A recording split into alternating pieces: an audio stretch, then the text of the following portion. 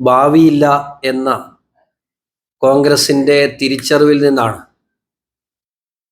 ഈ ബില്ലിനെ എതിർക്കുവാനുള്ള സമീപനവുമായി കോൺഗ്രസും ഇന്ത്യ മുന്നണിയും രംഗത്തുള്ളത്.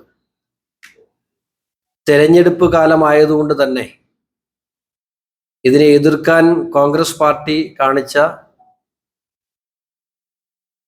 സമീപനം യഥാർത്ഥത്തിൽ സ്ത്രീവിരുദ്ധവും രാജ്യത്തിൻ്റെ പുരോഗതിക്കൊപ്പം നിൽക്കാൻ കഴിയാത്ത കോൺഗ്രസ് ഇനി ഒരിക്കലും ഒരു ഭരണത്തിലേക്ക് തിരിച്ചു വരില്ല എന്നുള്ള കോൺഗ്രസിൻ്റെ ആകുലതയുമാണ് കഴിഞ്ഞ കുറച്ച് ദിവസമായി ഇന്ത്യ മഹാരാജ്യം കണ്ടുകൊണ്ടിരിക്കുന്നത്.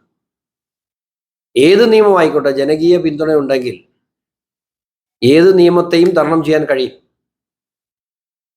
മാത്രമല്ല, ഏറെക്കുറെ 50 വർഷത്തോളം പഴക്കമുള്ള ഒരു ഡീലിമിറ്റേഷൻ 54 കോടി ജനസംഖ്യയുള്ള കാലത്ത് തീരുമാനിക്കപ്പെട്ട ജനപ്രതിനിധികളുടെ എണ്ണം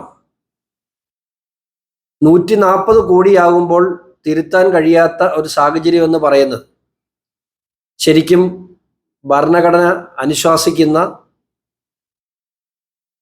ഭരണഘടന പറയുന്ന നിയമത്തിന് നേരെയുള്ളൊരു വെല്ലുവിളിയാണ്.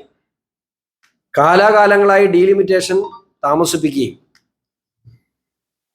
ജനസംഖ്യ ആനുപാതികമായ ഡീലിമിറ്റേഷനെ ഇത്രയേറെ താമസിപ്പിക്കുമ്പോൾ ജനങ്ങൾക്ക് ലഭിക്കേണ്ട, ജനപ്രതിനിധി എന്ന നിലയിൽ അവർക്ക് ലഭിക്കേണ്ട സേവനങ്ങളെ എത്രമാത്രം, ഇപ്പൊ കേരളത്തിൽ തന്നെ പറഞ്ഞപ്പോൾ